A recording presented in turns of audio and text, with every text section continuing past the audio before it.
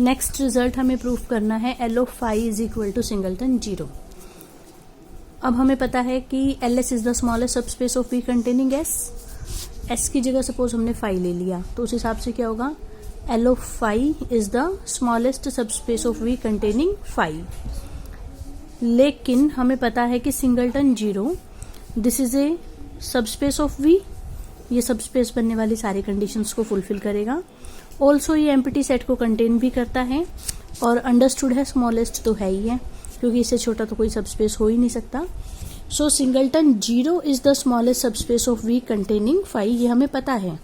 और यहाँ हम कह रहे हैं कि L phi is the smallest subspace of phi containing phi. So L phi किसके इक्वल आ गया, सिंगलटन 0 के। So L phi is equal to singleton 0। ठीक है, तो एम्प्टी सेट का लीनियर स्पैन किसके इक्वल आया, सिंगलटन 0 के। इसके बाद ये एग्जाम्पल है कि मान लो वी एफ के ऊपर हमें वेक्टर स्पेस दे रखा है आर क्यूब वाला। वी यहाँ पर आर क्यूब है and F is equal to R, और हमें 3 वेक्टर्स दे रखे हैं, एक 1 0 0 0 1 0 0 0 1। और हमें ये प्रूफ करना है कि ये जो सेट है, मान लो इसको हम एस से रिप्रेजेंट कर रहे हैं, तो ये एस स्पैन करना चाहिए वी को।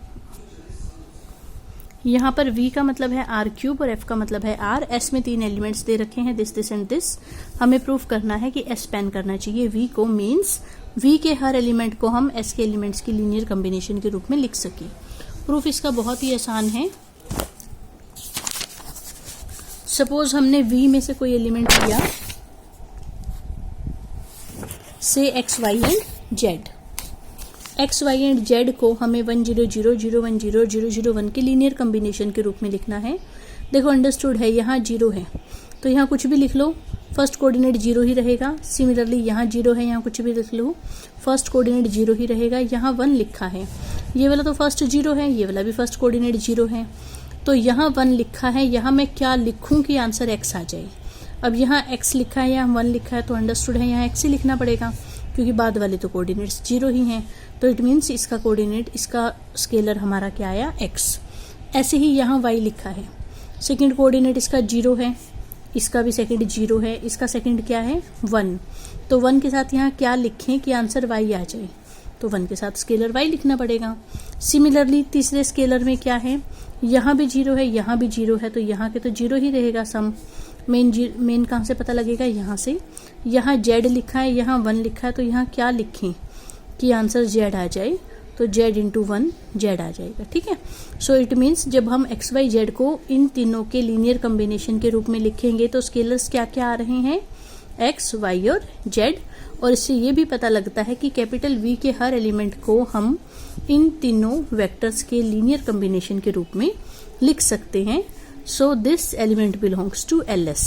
LS में क्या चाहते थे, S के एलिमेंट्स की लीनियर कॉम्बिनेशन, और ये भी किसको शो कर रहा है, S के एलिमेंट्स की लीनियर कॉम्बिनेशन को शो कर रहा है। ठीक है, सो ये हमने एलिमेंट V में से लिया था और LS में पहुंचा दिया। So V is a subset of LS, also LS is a subset of V, so V is equal to LS। Similarly इसी तरह से नेक्स्ट एग्जाम्पल है हमारे पास, हमें ये शो करना है कि ये 3 वेक्टर्स जो हैं V3 को स्पैन करें। V3 का मतलब वही है आर क्यूब। इन तीनों वेक्टर्स के सेट को हमने S नाम दे दिया। V3 में से हमने कोई भी जनरल एलिमेंट लिया x y और z। लेकिन अब हम एकदम से मान लो नहीं बता पा रहे कि स्केलर कौन कौन से होंगे कि हम x y z को इन तीनों के लीनियर कॉम्बिनेशन के रूप में लिखे, तो हमने मान लो स्केलर्स हैं a b और c। इसको a को इससे मल्टीप्लाई किया, b को इससे किया, c को इससे किया, फिर इस सारे को ऐड कर दिया। फर्स्ट कोऑर्डिनेट में फर्स्ट ऐड करते, सेकंड में सेकंड, थर्ड में थर्ड। फिर हमने कोफिशिएंट्स को कंपेयर किया, फर्स्ट कोऑर्डिनेट फर्स्ट के बराबर, सेकंड सेकंड के बराबर, थर्ड थर्ड के बराबर। और यहाँ से हमने इसको सॉल्व किया तो a b और c की वैल्यूज आ जाएंगी। ये वैल्यूज उठा के यहाँ पे पुट कर दो यहाँ पर। ठीक है, तो उससे हम x y z को this this and this in तीनों के लीनियर कॉम्बिनेशन के रूप में एक्सप्रेस कर देंगे।